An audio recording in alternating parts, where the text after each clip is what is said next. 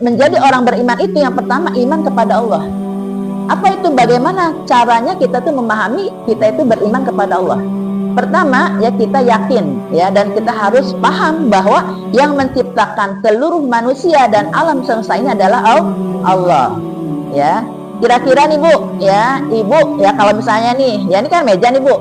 Ini meja ya jadi sendiri apa ada yang membuat? Ada yang membuat. Ya kacamata gimana Bu? Ada yang bikin nggak nih?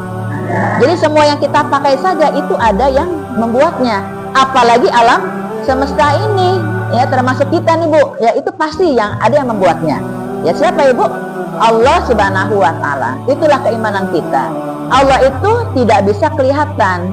Allah itu ya nggak bisa kita lihat, tapi Allah maha melihat.